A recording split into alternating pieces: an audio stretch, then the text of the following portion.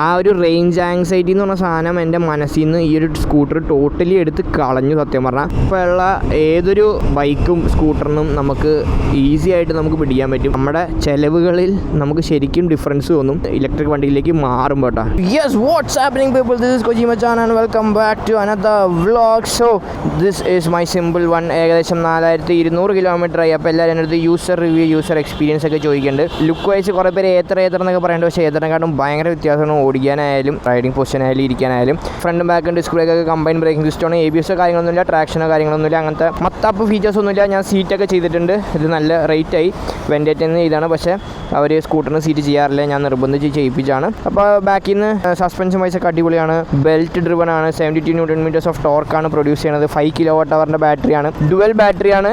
Battery ഞാൻ just നിങ്ങൾക്ക് കാണിച്ചു തരാം. ഞാൻ ഓൾറെഡി ഇതിൻ്റെ വോക്ക് അറൗണ്ട് ഒക്കെ ചെയ്തിട്ടുണ്ടായി. ഇതാണ് നമ്മുടെ രണ്ടാമത്തെ ബാറ്ററി. അത് 50 km ഓടും ആ ബാറ്ററിയിൽ. Eco model. അത് റിസർവ് ബാറ്ററി അല്ലെങ്കിൽ പോർട്ടബിൾ ബാറ്ററി എന്നാണ് അവർ വിളിക്കുന്നത്. So let's go. Seat height നോക്കാൻ പോയാൽ ഞാൻ ഭയങ്കര കംഫർട്ടബിൾ ആണ്. എൻ്റെ ഹൈറ്റിലെ ആൾക്ക് കുഴപ്പമില്ല എന്ന് ഞാൻ പറയാം. നമ്മുടെ Insta360 ACE Pro 2 ഇന്ന് വീഡിയോ എടുത്ത് നോക്കുക എങ്ങനെയുണ്ടെന്ന്. നല്ല നൈറ്റ് വിഷ്വൽസ് ആണ് ഇതിന് കിട്ടുന്നത്. അപ്പോൾ ലെറ്റ്സ് ട്രൈ ഇറ്റ് ഔട്ട്. അപ്പോൾ ഓക്കെ, 4123 കിലോമീറ്ററായി. നമ്മൾ 84% ബാറ്ററി ഉണ്ട്. Main battery 78%, portable battery 100%. Eco മോഡിലാണ് നമ്മൾ സ്റ്റാർട്ട് ചെയ്യാൻ പോണേ. എക്കോ മോഡിൽ റേഞ്ച് 152 ആണ് കാണിച്ചേക്കുന്നത്. സോ ബാക്കിയൊക്കെ ഡീറ്റെയിൽസ് ഇതിൻ്റെ വോക്കറൗണ്ട് വീഡിയോയിൽ കാണാം. അപ്പോൾ യൂസർ എക്സ്പീരിയൻസ് ആണ്. രാത്രി നമുക്ക് ഓടിച്ചുകൊണ്ട് തന്നെ സംസാരിക്കാം. സോ ഫസ്റ്റ് തന്നെ റൈഡ് ക്വാളിറ്റി ഞാൻ ഭയങ്കര ഹാപ്പിയാണ്. ഫ്രണ്ട് സസ്പെൻഷൻ ലേശം ഹാർഡാണ്, പക്ഷേ റിയർ സസ്പെൻഷൻ എല്ലാം നല്ല അടിപൊളിയായിട്ട് എടുക്കും. ബാക്ക് സസ്പെൻഷൻ എനിക്ക് ഭയങ്കര ഇഷ്ടപ്പെടും കംഫർട്ടിൻ്റെ കാര്യത്തിലായാലും. പിന്നെ റൈഡിങ് പൊസിഷൻ എന്ന് പറഞ്ഞാൽ കുറച്ച് എന്താ പറയുക, ഏത്തറൊക്കെ ഓടിച്ചവരാണെങ്കിൽ നമ്മുടെ കാലൊക്കെ കുറച്ചും കൂടെ പൊങ്ങിയായിരിക്കും. അത് കുറച്ച് താന്ന് നമുക്ക് കുറച്ചും കൂടെ committed position in A scooter എന്നുള്ള രീതിയിൽ ഞാൻ വേണേൽ പറയാം. അത്ര കമ്മിറ്റഡ് അല്ല, ബട്ട് യെസ് കുറച്ചും കൂടെ ഫൺ ടു റൈഡാണ് ബാക്കിയുള്ള സ്കൂട്ടർ. ഇപ്പോൾ ഓലയിലെ ഇരുത്തമാണെങ്കിലും ഞാൻ ജസ്റ്റ് ആ റൈഡിങ് പൊസിഷൻ ആട്ടോ പറയണേ. അപ്പോൾ റൈഡിങ് പൊസിഷൻ വെച്ച് നോക്കിയാൽ ഇത് കുറച്ചും കൂടെ സ്പോർട്ടിയാണ്. ഫ്രണ്ട് സീറ്റൊക്കെ കുറച്ച് സ്ലാൻഡഡ് ആണ്. പക്ക സ്ട്രേറ്റ് സീറ്റില്ല, കുറച്ച് സ്ലാൻഡഡ് ആണ്. അപ്പോൾ ഇരുന്ന് ഓടിക്കാനൊക്കെ നമുക്ക് കുറച്ച് അഗ്രസീവായിട്ടും കുറച്ചും കൂടെ എൻഗേജിങ് ആയിട്ട് ഓടിക്കാം. ഭയങ്കര ഫൺ ടു റൈഡാണ് ഈ ഒരു സിമ്പിൾ വൺ. നെക്സ്റ്റ് നോക്കാൻ പോയാൽ ഇതിന് റിവേഴ്സ് ത്രോട്ടിലുണ്ട്. മാജിക് ട്വിസ്റ്റോ അല്ലെങ്കിൽ ഓലയിലോ എല്ലാത്തിലും പറഞ്ഞ പോലെ മാജിക് ട്വിസ്റ്റ് അങ്ങനത്തെ പരിപാടിയൊക്കെ ഉണ്ട്. സോ മാജിക് ട്വിസ്റ്റിൻ്റെ ഹാർഡ്വെയർ ഉണ്ട്, സോഫ്റ്റ്വെയർ ഇല്ല. പിന്നെ അതുകൂടാണ്ട് മൊബൈൽ ആപ്ലിക്കേഷൻ നമുക്ക് കണക്ട് ചെയ്യണം. അത് ഏറ്റവും പുതിയതിലുണ്ടെന്നാണ് എൻ്റെ ഒരു വിശ്വാസം. അതിപ്പോൾ വരും, മെയിൽ അപ്ഡേറ്റ് വരും എന്നാണ് പറഞ്ഞത്. എൻ്റെ വേർഷൻ എന്ന് പറഞ്ഞാൽ 212 കിലോമീറ്ററാണ്. ഇപ്പോൾ പുതിയത് തന്നെ 246 കിലോമീറ്ററാണ് IDC റേഞ്ച് പറഞ്ഞത് എക്കോ മോഡിൽ. അപ്പോൾ അവർ സോഫ്റ്റ്വെയറിൽ എന്തൊക്കെയോ ആൽഗോരിതമൊക്കെ മാറ്റി റേഞ്ച് കൂട്ടിയിട്ടുണ്ട് ഇപ്രാവശ്യം വണ്ടിയുടെ. പക്ഷേ റേഞ്ചിൻ്റെ കാര്യം പറയാൻ പോയാൽ 170 മിനിമം എനിക്ക് കിട്ടും. എൻ്റെ ഒരു ദിവസത്തെ ഓട്ടം കഴിഞ്ഞിട്ട് 100 കിലോമീറ്റർ ഓടിയാലും എനിക്ക് ഏകദേശം എൻ്റെ സിറ്റിയിലാണ് ഞാൻ പറഞ്ഞത്. സിറ്റിയും ഇങ്ങനത്തെ ഹൈവേസും കൂടുതലും സിറ്റിയാണ്. പക്ഷെ അത്രയൊക്കെ ഓടിയിട്ടും എനിക്ക് ഏകദേശം 45% അല്ലെങ്കിൽ ഒരു 35% മിനിമം ബാറ്ററി ഉണ്ടാവും എനിക്ക്. അതും എക്കോ മോഡ് മാത്രം ഓടിയിട്ടില്ല കേട്ടോ. പല ഇപ്പോൾ ഹൈവേ കയറുമ്പോൾ ഞാൻ റൈഡോ ഡാഷ് മോഡിലേക്ക് ഇടും. കുറച്ചും കൂടെ സ്പീഡിൽ പോകാൻ ഒരു 70-80 പോകാനായിട്ട് ഞാൻ മോഡ് മാറ്റിയിടും. പിന്നെ സിറ്റി കയറുമ്പോൾ തിരിച്ച് എക്കോ മോഡിലേക്ക് ആക്കും. അപ്പോൾ അങ്ങനെ ഓടിച്ചിട്ടും എനിക്കൊരു 30-35% മേളിൽ എനിക്ക് ബാറ്ററി ലൈഫ് ഈ ഒരു വണ്ടിക്ക് കിട്ടുന്നുണ്ട് ഒരു ദിവസം ഓടിക്കഴിഞ്ഞാലും. അപ്പോൾ ആ ഒരു റേഞ്ച് ആങ്സൈറ്റി എന്ന് പറഞ്ഞ സാധനം എൻ്റെ മനസ്സിൽ നിന്ന് ഈ ഒരു സ്കൂട്ടർ ടോട്ടലി എടുത്ത് കളഞ്ഞു സത്യം പറഞ്ഞാൽ. കാര്യം എനിക്ക് സഡൻ പ്ലാൻസ് ഉണ്ടെങ്കിൽ തന്നെ നമ്മൾ എപ്പോഴും സ്കൂട്ടറിൽ ഇറങ്ങുമ്പോൾ ഓബിയസ്ലി നമുക്ക് ലോങ് പോകാനുള്ള മൈൻഡ് ഇല്ല എനിക്ക് ഈ സ്കൂട്ടറിൽ. ഞാൻ അങ്ങനത്തെ ഒരാളുടെ സ്കൂട്ടറിൽ ലോങ് പോകുന്ന ആൾക്കാരുണ്ട്, പക്ഷേ അങ്ങനത്തെ ഉള്ളവർക്ക് ഞാൻ പ്രിഫർ ചെയ്യില്ല. പക്ഷേ ഒരു സിറ്റി കമ്മ്യൂട്ടർ എന്നുള്ള രീതിയിൽ എപ്പോഴും സ്കൂട്ടറിനെ കാണുന്നവർക്ക് ഇത് വെച്ച് എന്തായാലും സെറ്റ് ആയിരിക്കും. ചാർജർ കയ്യിലുണ്ടെങ്കിൽ നമുക്ക് ഈസി ആയിട്ട് ഇപ്പോൾ പെട്ടെന്ന് സഡൻ ചേഞ്ച് ഓഫ് പ്ലാൻസ് ഒക്കെ വന്നാൽ നമുക്ക് അത് സെറ്റ് ചെയ്യാം. അതിനൊരു കുഴപ്പമില്ല. എവിടെയും കൊണ്ടുപോകാം, ചാർജ് ചെയ്യാൻ ഇടുക. നമുക്ക് ഈസി ആയിട്ട് എനിക്ക് തോന്നുന്നു ഒരു 7 മണിക്കൂറാണ് ഒരു ഫുൾ ചാർജ് എന്ന് പറഞ്ഞാൽ. പോർട്ടബിൾ ബാറ്ററി ഒന്നും യൂസ് ചെയ്തിട്ടില്ലെങ്കിൽ നമുക്ക് ഈസി ആയിട്ട് ഒരു 3-4 മണിക്കൂറിൽ ഫുൾ ചാർജ് ആകും. ഫുൾ ചാർജ് കേട്ടോ, മെയിൻ ബാറ്ററി തീർന്നു കഴിഞ്ഞിട്ട്. അപ്പോൾ പോർട്ടബിൾ ബാറ്ററി എപ്പോഴും ഉണ്ട് നമുക്ക്. അപ്പോൾ അതിൻ്റെ ഒരു ടെൻഷൻ ഇല്ല സത്യം പറഞ്ഞാൽ. അത് നമ്മൾ തിരിച്ച് വീടെത്തിക്കും. 50 കിലോമീറ്റർ റേഡിയസിൽ എവിടെയാണെങ്കിലും നിങ്ങൾക്ക് ആ പോർട്ടബിൾ ബാറ്ററി ചാർജ് ഉണ്ടെങ്കിൽ നിങ്ങൾക്ക് സുഖമായിട്ട് വീടെത്താം. പിന്നെ ഇത് ഓടിക്കാനുള്ള ഒരു ടെക്നിക്കൊക്കെ ഉണ്ട്. ഇപ്പോൾ കണ്ടോ, ഇപ്പോൾ നമ്മൾ ആ ഒരു കോസ്റ്റിംഗ് റീജൻ, ഇതിന് റീജൻ വളരെ കുറവാണ്, വളരെ ചെറുതാണ് ഇതിൻ്റെ റീജൻ.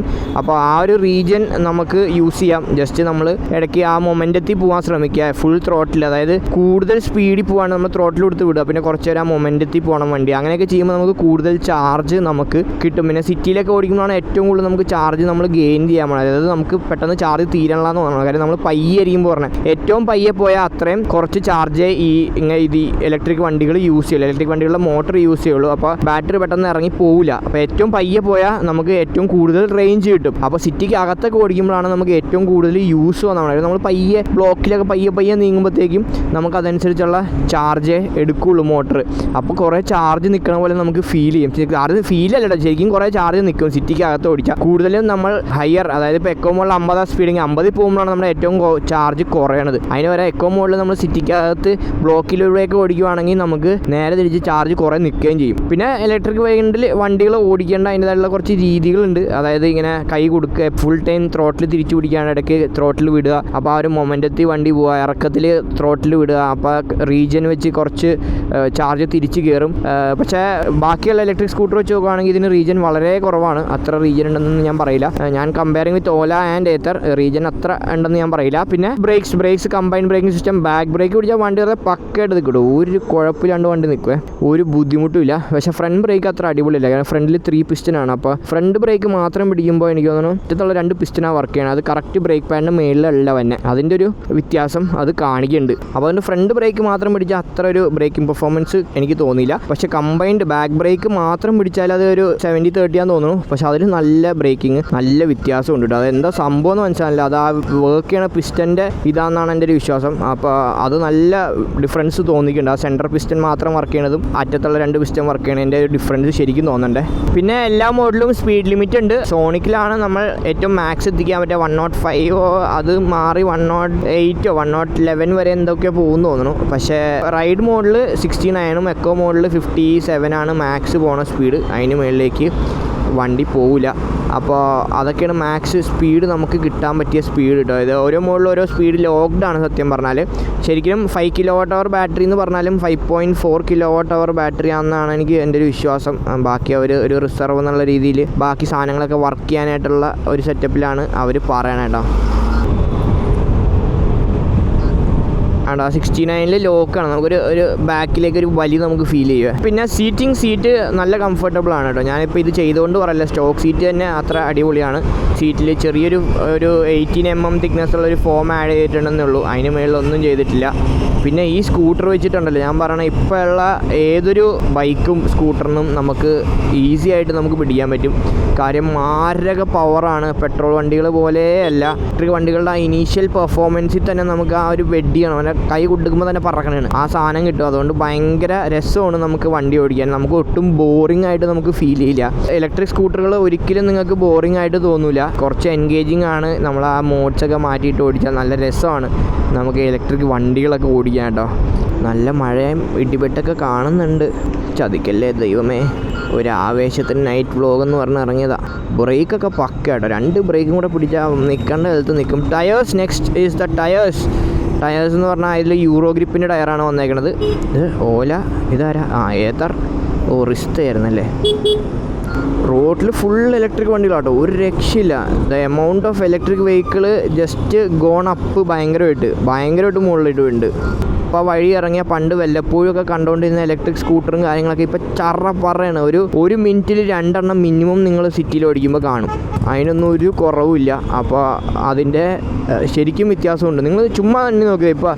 ഇപ്പോൾ ഒരു ഇലക്ട്രിക് കണ്ടു, അടുത്ത ഒരു 1 കിലോമീറ്ററിനുള്ളിൽ അല്ലെങ്കിൽ അടുത്ത 1 മിനിറ്റിനുള്ളിൽ നിങ്ങൾ എൻ്റെ വീഡിയോയിൽ എന്തായാലും കണ്ടിരിക്കും. ഈശ്വര വരുമോ? ഇല്ലട്ടോ, അങ്ങനെയല്ല. എന്തായാലും ഉണ്ട്. അറ്റ്ലീസ്റ്റ് ഒരു കാറോ ബൈക്കോ എന്തെങ്കിലും നിങ്ങൾ എപ്പോഴെങ്കിലുമൊക്കെ കാണും. കാര്യം അത്ര കോമൺ ആയിട്ടുണ്ട് ഇപ്പോൾ ഇലക്ട്രിക് വണ്ടികൾ. കണ്ടോ ഒരു ഇലക്ട്രിക് വണ്ടി ഇരിക്കണുണ്ടോ? അടുത്ത 1 മിനിറ്റിനുള്ളിൽ നിങ്ങൾ കണ്ടിരിക്കും. Next maintenance 5000-ലാണ് service. 800 രൂപയാണ് സർവീസ് കോസ്റ്റ് വന്നത്. ഞാൻ എക്സ്റ്റൻഡഡ് വാറൻറ്റി എടുത്തു. 8500 കൊടുത്ത് ഒരു എക്സ്റ്റൻഡഡ് വാറൻറ്റി എടുത്തിട്ടുണ്ട്. അപ്പോൾ പിന്നെ 8 വർഷം അല്ലെങ്കിൽ 80,000 കിലോമീറ്റർ. ഇതാണ് നമുക്ക് വാറൻറ്റി ഫോർ അവർ ബാറ്ററി ആൻഡ് മോട്ടർ.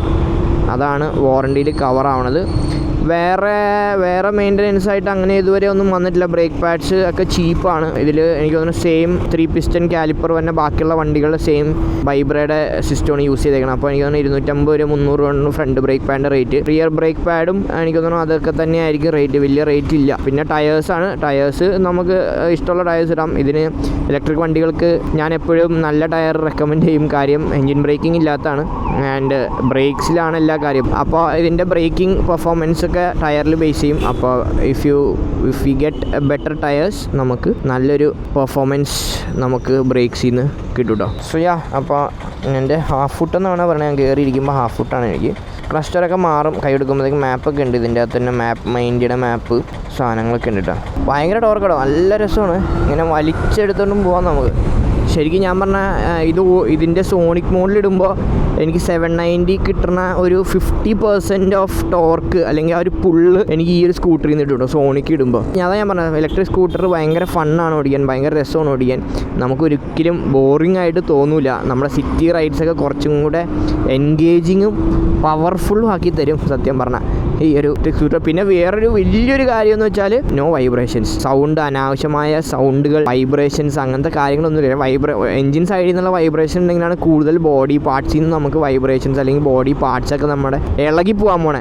പക്ഷേ അങ്ങനത്തെ ഒരു സാധനം ഇതിൻ്റെ അകത്തില്ല കേട്ടോ. ഒരു 10-70,000 ഓടിയ ഇലക്ട്രിക് സ്കൂട്ടറൊക്കെ നിങ്ങളൊന്ന് പോയി ഓടിച്ച് നോക്കണം. നന്നായിട്ട് മെയിൻറ്റെയിൻ ചെയ്ത വണ്ടിയാണെങ്കിലല്ലോ ഒരു ചെറിയ സൗണ്ട് പോലും ഉണ്ടല്ലോ. എപ്പോൾ എങ്ങനെയാണോ പുതിയ വണ്ടി നമ്മൾ വാങ്ങിച്ച് ഓടിക്കണം അതേ ഒരു ഫീൽ തന്നെ ആയിരിക്കും അത് ഓടിക്കുമ്പോഴും. അപ്പോൾ അതാണ് ഇലക്ട്രിക് വണ്ടികളുടെ ഒരു പ്രത്യേകത എനിക്ക് തോന്നിയത്. പിന്നെ എത്രത്തോളം ചെലവുകൾ എന്താണെന്ന് ചോദിച്ചാൽ മെയിനായിട്ട് ചാർജിങ്ങിനാണ്. അതായത് 5 kWh ബാറ്ററിയാണ്. അപ്പോൾ 1 kWh ചാർജ് ചെയ്യാൻ 1 യൂണിറ്റ് എന്നാണ് കണക്ക് സത്യം പറഞ്ഞാൽ. അപ്പോൾ ഇത് 5 യൂണിറ്റ് ആവും.